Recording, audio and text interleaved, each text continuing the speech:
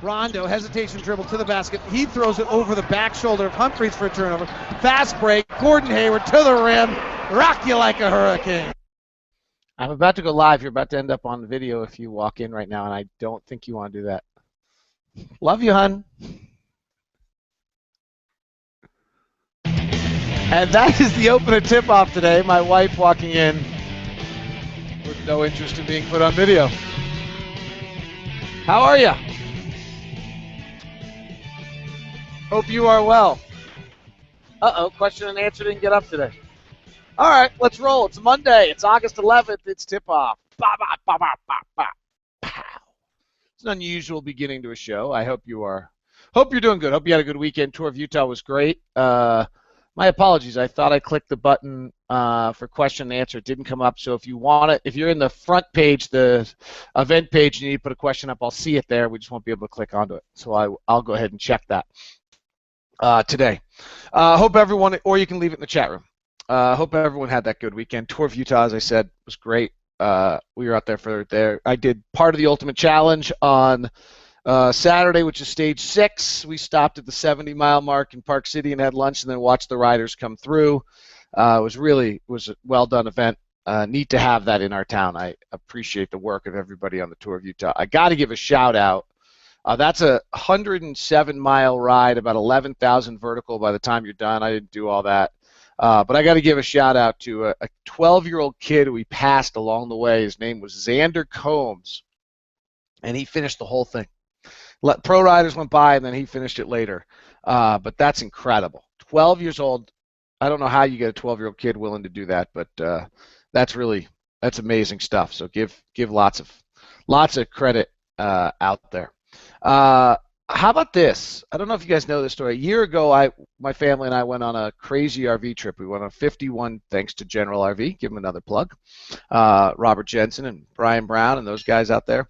We went 51 days across America, seeing everything we possibly could. We went generally east, a little south and east. And the idea was to go to places we never go to, but also we have 11, at the time we had an 11 and a 8-year-old with us, our kids, and they had to enjoy themselves. So we also went to just about every amusement park you could imagine. And a year ago, we bumped into Gordon Hayward at Cedar Point amusement park, which was kind of random. It's the best amusement park in the country. It's in Ohio, and my son was in line, and there was Gordon. He's like, "Daddy, there's Gordon." And the big joke in our family is we always play the game. If somebody walks by with a jersey, we're like, "Hey, there's LaShawn McCoy. Hey, there's, so-and-so." And he's like, "Here's Gordon Hayward." I'm like, "Someone's got a Gordon Hayward jersey on?" He goes, "No, there's Gordon." So, but I was funny. I texted Gordon last night just kind of on the idea of like, wow, what a year, right? I met him there. He had his new girlfriend with him, who's now his wife. We were heading into the year. Probably didn't know everything was going to go on at that point. And he ends up, at that point, then starting a year that was probably the most difficult basketball year of his career. I think for the first time ever, at times he didn't like the game. Now he's got himself a massive contract. He's trying out for Team USA. It's a huge developmental year, no question on that. We'll see how what the next step for him is.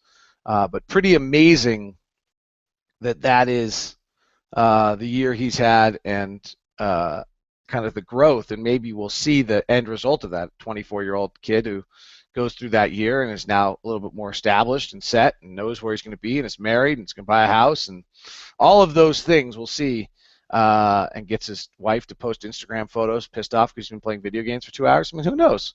So we'll see where it goes with him, but I think it's a good reminder of what an amazingly long year it's been for him, and some of the development that's taken place.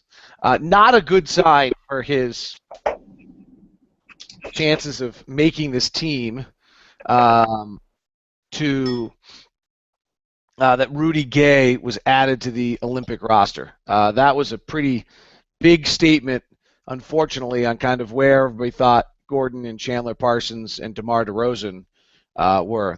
There's nothing good about that Durant pulled out, and the Team USA's reaction was, let's go get somebody else. Not that the guy we have sitting here waiting, we'll be fine. So they went and got Rudy Gay, And the more I've thought about it, I think Paul George's injury helped Gordon Hayward's chances to make the team.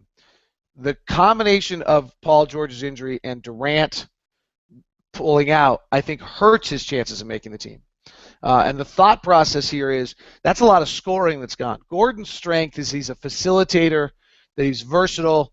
Everyone seems to think Chandler Parsons can play the 4 better than Gordon can, but that Gordon can play the 2, 3, or 4, and he can do a lot of things. And that, I think, is true, but I think the team may have changed now. I think this team becomes point guard laden team with Irving, Curry, Rose, and I think Lillard might make the team, which I'm not sure I thought he was going to do before, just because I thought there was too many point guards. And if you're playing wing-oriented action out of George and Durant in a European style, then you don't need that extra point guard. But now I think you're going to see a point guard heavy guard scoring, driving, penetrate, kick game that also has some post action to it.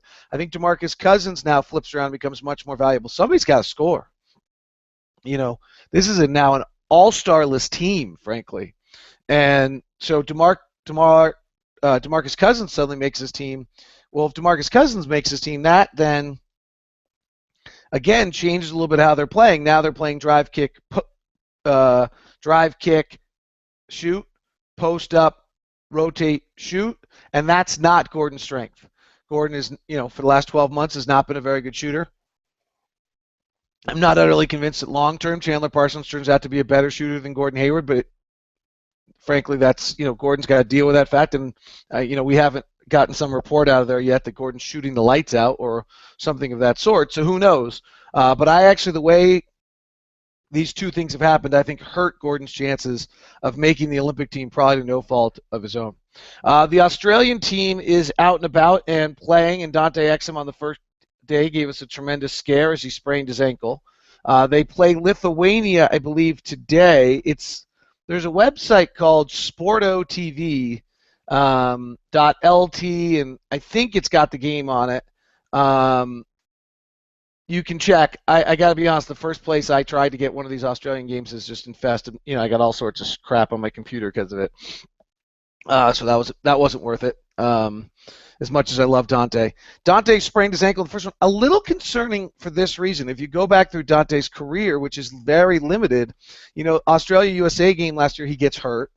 First game out this year, he sprains an ankle. I mean, this is a guy who's still pretty young, body's growing, and you got to hope that there's no injury concerns to what he's doing or where he is as a guy. Yet, here we have a very small sample size of games, and we have more than one injury, and I believe there's a third in it. I remember in the preparation for the draft on Exum, that was a concern of whether or not he's played so few games, of whether or not he can stay healthy. Now, he came back against the Ukraine and had a very good game. The reports were very strong of how he played. It's important that he plays well. That's lesser opponents.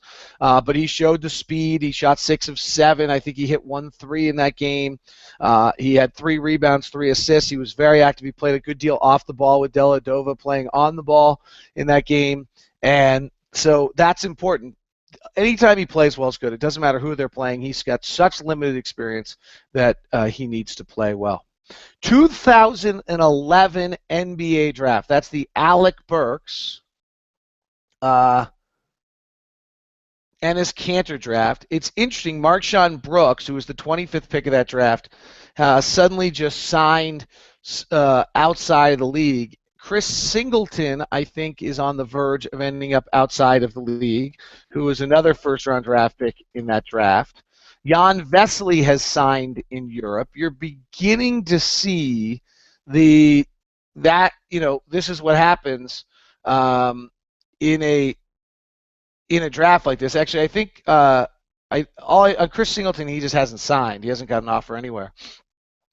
You're beginning to see that kind of those players drop through. This draft still has been known for its depth and still probably classifies in it. It's an interesting draft to look back at because Klay Thompson has the 11th pick, has the most minutes plays, and Chandler Parsons, who is the 38th pick, has the next, then Kemba Walker, Brandon Knight, and Tristan Thompson. But and then Isaiah Thomas. But what's interesting about this group to that point is Kemba's still a little bit of a question mark. He's a career 39% shooter. I'm not sure people are sold on him. Brandon Knight, they're certainly not sold on. He's on his second team, and there's a question there. Tristan Thompson, Zach Lowe wrote an interesting piece. He's kind of this lost soul inside the league right now at 10 points, 9 rebounds. Isaiah Thomas gets signed the big deal, but he's still 5'10". Then you have Kyrie. Kenneth Faried and Kawhi Leonard have been, the strong points. So the 5 strong points of this draft so far have been Klay Thompson, 11th pick, Chandler Parsons, 38th, Kyrie, the 1st, Kawhi Leonard, the 15th, and Kenneth Faried, the 22nd. The two Morris twins float in here, Nikolai Vukovic, and again, a little bit still uncertain on what he does. And then I think you have Alec and Ennis you're still waiting on to see. But it's an interesting draft. It's got good depth in the sense that you've got 20 guys that have played, 30 guys that have played 2,000 minutes, though Vesely, Singleton, Fredette, Brooks are all on the edge of being in or out of the league. Fredette's going to play that year in New Orleans, and we'll see what happens. Etuan Moore is probably on the edge of falling out of the league. First-round draft picks, Nolan Smith is already out of the league. It's kind of the natural progression of the league, but I do think that 2011 NBA draft is certainly of interest in the sense that, the highest win shares are Kawhi Leonard at 15, a little misleading because who they play for, Faried 22nd, Chandler Parsons 38th pick. The largest minutes include the 11th pick, Klay Thompson. If you go back and just look at it by pick, Kyrie was obviously a great pick. Derek Williams at number 2, Ennis at number 3, Tristan Thompson 4, Giannis Valanciunas at 5 is coming around. Vesely at 6, mistake. Biyombo at 7. Brandon Knight at 8. Kemba Walker at 9. Jimmer at 10. I mean, that's a top 10 that I think at this point we only know that 2 of them are probably solid starting NBA players. Kyrie Irving and Jonas Valanciunas. Ennis we're going to find out this year. Tristan Thompson, I think, probably is not on a decent team. Derek Williams, Von Vesely, Bismack Biyombo, Brandon Knight, Kemba Walker, Jimmer. That's a crazy top 10. Then 11 was Thompson. Burks is 12, who I think could be an NBA starter. The Morris twins were 13, 14. Leonard, 15. Vukovic, 16. Shumpert probably is a bench player, 17. Singleton likely out of the league soon. Harris, 19. Donatas Montjunas, 20. Nolan Smith out of the league, 21. Faried, 22. Steele. Nikolai Mirchik we see for the first time, 23. Reggie Jackson, 24. Brooks, 25 out of the league. Jordan Hamilton on the fringe. Juan Johnson out of the league, 27. Norris Cole, Corey Joseph, Jimmy Butler, good pick at 30. So interesting to see kind of how that draft broke, and also just where, okay, you take Enes Kanter 3. I don't think we still know what Enes is in this league. And what's interesting is that was a bad pick by the Jazz. You've got to go to 11 or actually 12 Alec Burks, 11 Thompson, 12 Burks to find the next guy who you really would take, who's been better than Enes Kanter so far, unless you're going Jonas Valanciunas. And there was a lot around that. I think there was a real concern that if the Jazz drafted Jonas Valanciunas, he might never come over, and you couldn't risk that with the 3rd pick. So that's, I don't know, it's pretty fascinating. It's easy to say we should have taken Kawhi Leonard at 3, but frankly, he went 15, so 12 other teams passed him along the way there. I think actually the guy that probably you wish you had a little bit is Nikolai Vukovic. I think he'll become more valuable. He's not good defensively, but his ability to step out and shoot the 3 limitedly at 27% if he ever gets better. That's what's also interesting on that draft, by the way. What a non-shooting draft it was, and it's probably why Jimmer climbed up. When you look at the top players, Kyrie is a pretty good 3-point shooter at 38. Brandon Knight and Kemba Walker are below average 3-point shooters. Jimmer and Klay Thompson's the shooter. Alec is a below average shooter. The Morris twins are below average shooter. Leonard is up to 38. Shumpert's a below average shooter. Singleton shot himself out of the league. Harris, Montjunas, Smith can't really shoot. That was truly, it's probably why Jimmer was able to jump up, a non-shooting draft. I mean, Klay Thompson could shoot, and Jimmer could shoot, and Kyrie has amazing skills, but that's about it. I thought that was interesting when Marshawn Brooks signed that deal elsewhere. I decided to go take a look at it. Final thing today, Zach Lowe had an interesting piece on, let's see, where is this? I thought that I grabbed it on Evernote last night while reading, and it does not seem to be syncing, which is a problem. But to paraphrase, which I don't really want to do, I'd rather find the quote exactly. So give me one second, I'll see if I can find it. But Zach Lowe was writing a piece about Tristan Thompson and about Kenneth Faried. Now they're kind of lost in this stretch 4 league of if you're either a rim protector, rebounder, or a three-point shooter if you're a post player, and it was an interesting piece. It made you kind of wonder where Derek better become a rim protector better than he was last year if he's going to have a role, and Ennis better be able to stretch it out, shoot the 3, I think, which are both accurate on how you build an NBA offense. The quote that I thought was so interesting, and I have his piece up, so let me see if I can find it. And honestly, it was not as cohesive as some other pieces that Zach has written. It had a lot of great stuff in it, and it involved Booker a little bit, but it jumped all over the place with stuff on Indiana Jazz. I mean, good stuff. Just realize that. There are methods beyond shooting to create enough space for a flowing offense. If a team can pair 2 non-shooting bigs with just enough of those skills, they might be able to forge powerful defense. Sorry, that was not it. Let's see. Basically, it was a really interesting comment about, all right, if they both can't shoot, which is where we are right now, though I think Ennis will be able to shoot, then you better have really good ball movers and passers as well. And it's really a terrific point on where the development of Favors and Cantor have to come under Quinn, because if the Jazz don't get better, they don't have shooting to stretch the floor, so they're going to have to. This play with the pass concepts is the answer because they have to create passing and movement to create opportunities for them. But here, ball movement is an active way to create spacing for teams that don't have three-point shooting at the big man spots. Okay, so we don't. It can be just an effective tool as Ersan Ilyasova's chilling behind the arc. The passing doesn't have to be flashy either. Find 2 bigs who can navigate the elbows, hit cutters along the baseline, work first handoff screens, and swing the ball to the right shooters. You can carve out a powerful offense. But that's a huge ask on Cantor and Favors. I'm not sure either. Favors is closer.